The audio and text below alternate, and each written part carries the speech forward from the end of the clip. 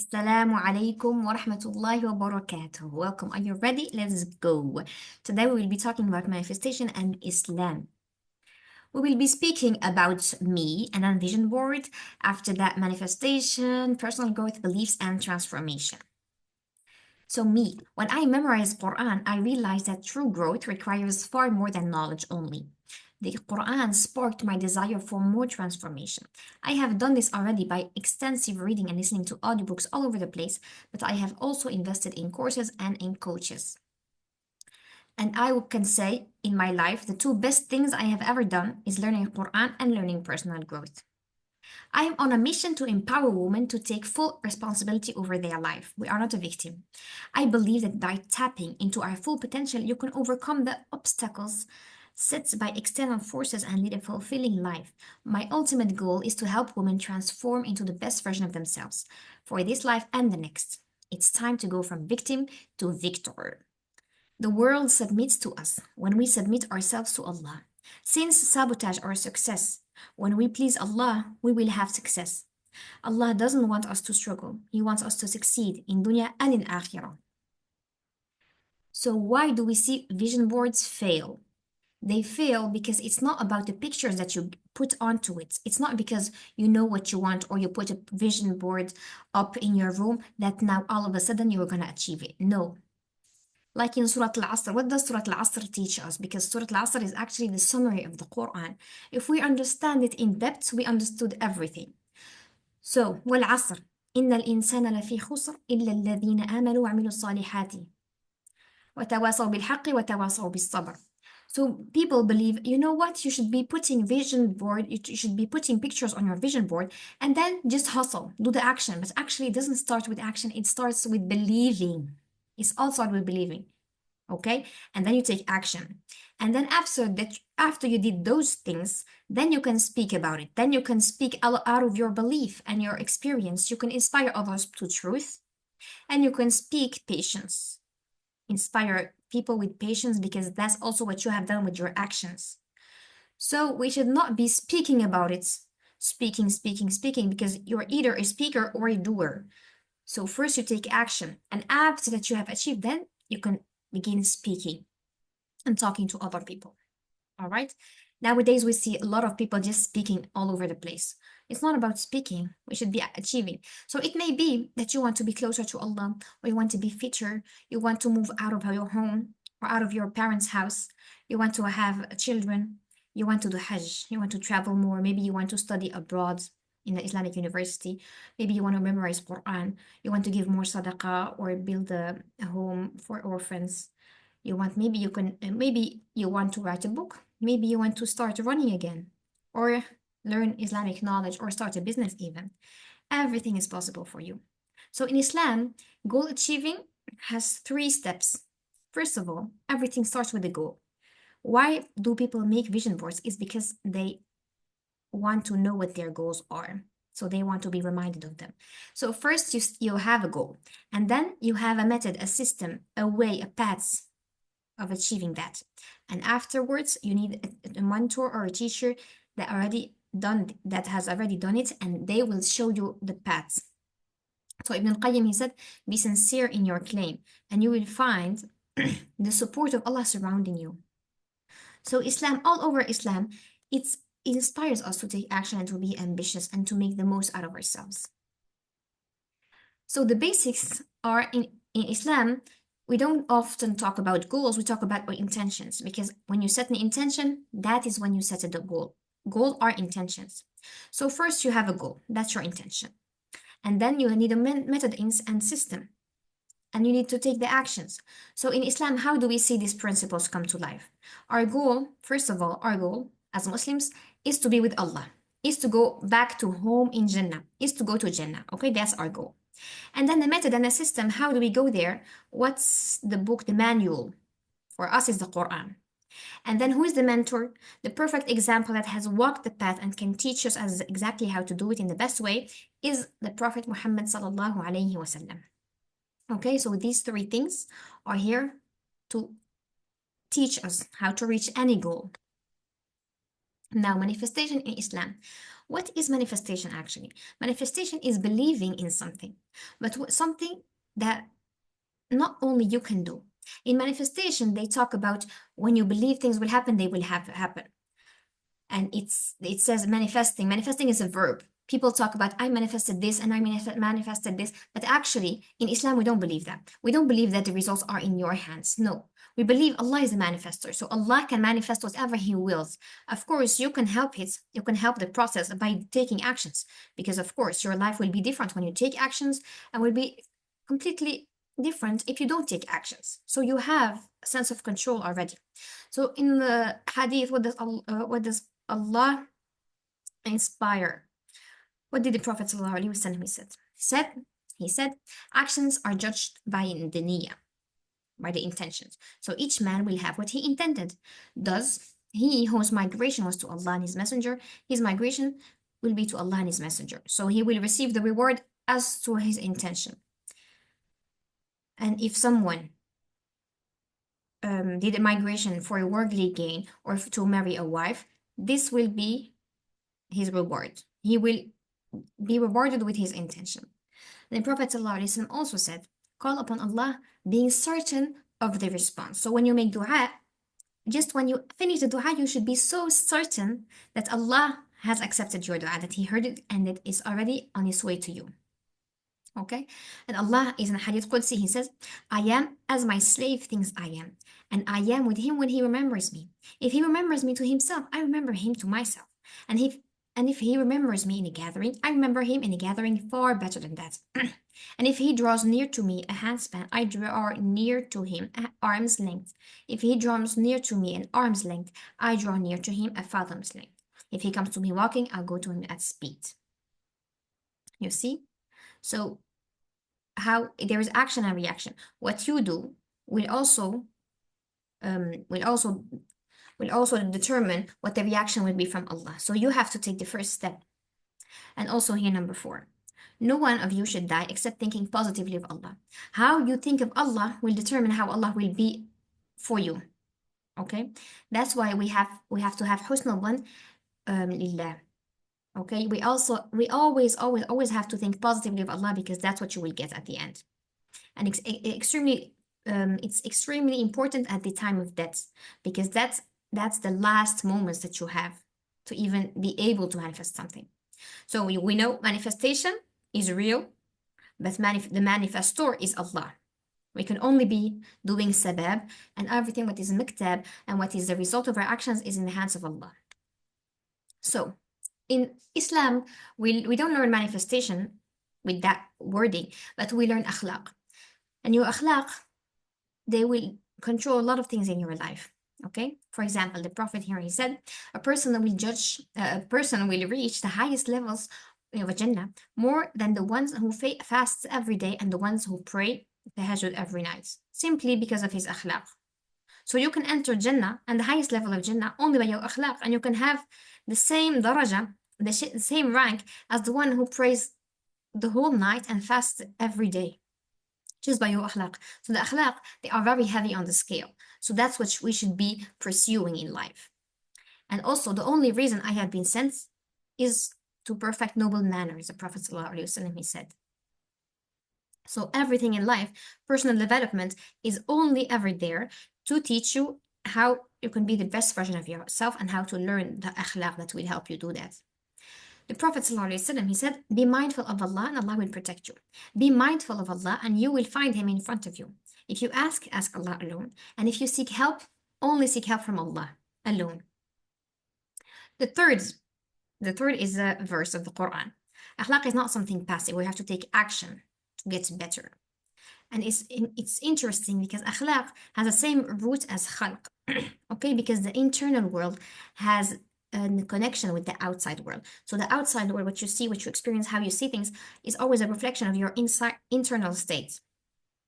Okay, if you want to know what the state of your grave is, look at the state of your heart. So what does Allah say in the Quran? Here. And that a man does not deserve but the reward of his own efforts, and that the outcome of his endeavors will be seen in their record, then they will be fully rewarded. وأن ليس للإنسان إلا ما سعى وأن سعيه سوف يرى. Okay, so every person shall have and shall see the outcome of his actions. And also here, taking responsibility and accountability rather than having the victim mindset. Why? Because the victim mindset is the mindset of shaitan. We don't have that as Muslims, okay? And if we had that, shaitan has misguided us, and we have to come back to Islam. So Allah says, whoever does good, is it to their own benefits, and whoever does evil, it's to their own loss. And your Lord is never unjust to his creation.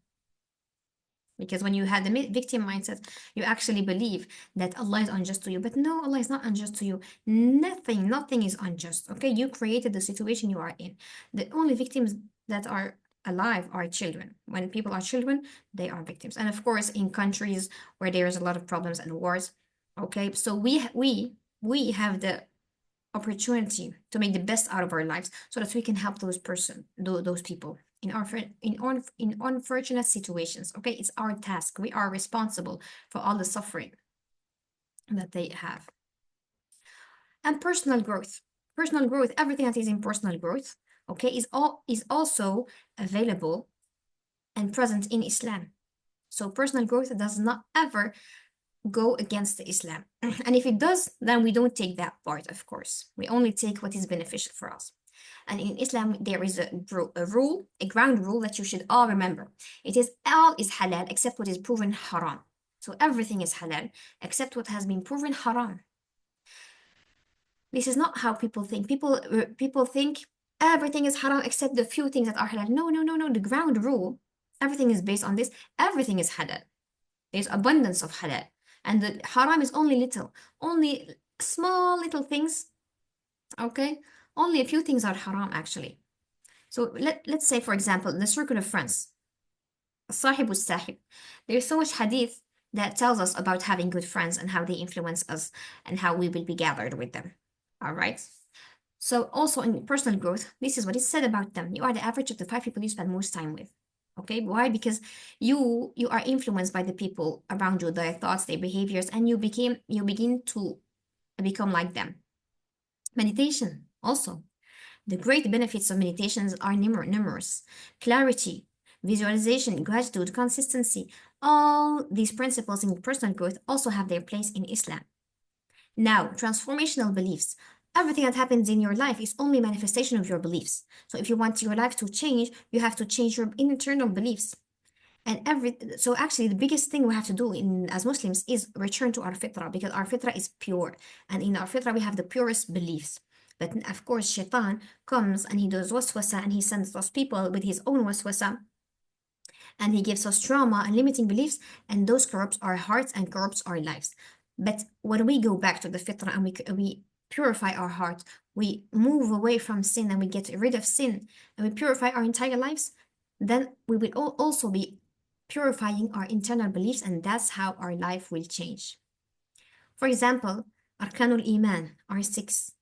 And when we believe highly deeply in them, you will see that each comes with a subconscious belief. Okay? And so we have to believe in them with every inch of our body and our soul and hearts. For example, we believe in Allah. We believe that Allah is the one and true God and the ultimate source of all power and guidance. That says to us, I am never alone. I, as a human, I, as a Muslim, I'm never alone because Allah is always with me. Okay? So you can never be lonely, actually. You can never be depressed and feel lonely and just sit in a corner and cry, because Allah is with you. Allah has been with you all along. It's just that we have to return to Him. For example, the belief about the angels, existence in the angels that are constantly recording our deeds. What does that tell us? That tells us I am divinely protected and guided all the time. The belief in the divine books tells us I have all that I need to succeed in dunya and akhirah, because everything is in the Qur'an and Sunnah. Then the belief in the prophets. What does that tell us? I am on a mission in pursuit of Allah's pleasure. Just like the prophets, they had a mission, I have a mission. The belief in the day of judgment. What does that tell us? My reward never goes to waste and is never lost. Okay, so everything that you do, even if you don't see the results instantly in dunya, you know everything is being recorded and your reward never goes to waste. You will find it in the hereafter. Then the belief in al-qadr. What does that tell us? Everything happens in my benefit and for the best. Everything happens for a reason. And Allah has planned everything for the best reason. All right? So these beliefs can change our lives. We just did not go deep into them. Then life changing coaching. If you are interested or you see that actually this can change your life, because it can. This is all people talk about. This is everything. This is where the work lies. This is the internal work, changing your inner state. This is the inner work. If you change your internal beliefs so deeply, because of course these are beliefs based on deen, but you also have limiting beliefs regarding money, regarding family, regarding luck, regarding business, regarding success and family and marriage. You have beliefs about everything. When you go, okay, and you control and you sit with your thoughts and you go very deep and you take away your limiting beliefs and you turn it into empowering beliefs, that's when your life begins to change. Okay, so all the trauma that you had as a child, being in a dysfunctional family, okay, that was bad for you. But you were only protecting yourself with those beliefs. But now you have grown up. Now you are an adult. You're not a victim anymore. So now we want to change our lives. So now you see that the programming of your past life doesn't benefit you anymore. Okay? You cannot become successful with that old belief system. So all that we have to do is we have to purify and renew the belief system inside of you, because that controls everything. So your subconscious mind is in control of your life. We have to get deep into that. So are you a woman that is feeling overwhelmed and constantly tired? You're mentally drained. Are you struggling with negative self-image? Are you feeling lonely and misunderstood by your family and surroundings? Do you hate your soul-draining masculine job? Are you someone that doesn't listen to her soul's desires? And is it that you feel deep pain of feeling trapped in life, in the life that you didn't choose? Are you feeling lacking self-worth and self-belief, and yearning for more freedom and happiness? Have you tried therapy before and you are mindly aware of the problems and issues that you have, but you don't know how to fully embrace the full version of yourself? Are you done?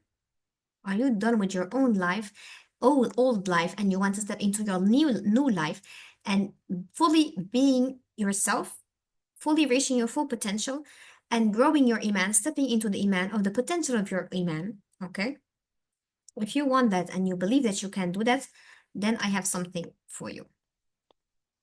So, first of all, I already have students and we are now already in a group. But every month I make space for a new group to start.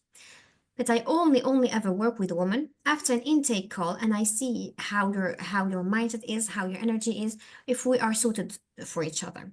And one of the conditions, of course, these are all the conditions that is required for you to work with me. So if you are serious about your future and you have strong motivation, if you are ready to start as soon as possible, if you are ambitious and you want to grow deeply and you have big dreams, if you are a winner and you take action, you show up, if you are a Muslim, of course, and you have to value your deen and you practice it, do you? And if you prioritize your personal growth. If all this sounds like the person you are, that's amazing. And either way, I pray for you that all your dreams come true. These are all the messages. You can pause, of course, if you want to read all of them that I got from my gorgeous Habibati, my sisters in Deen. Alhamdulillah, I'm so happy when I get to coach people because I can see the shifts inside them and Allah, it makes me happy. So if you want to do this, see me on the other call, see me on the other side of this and book a call with me and I will speak to you, all right? Yalla, assalamu alaikum.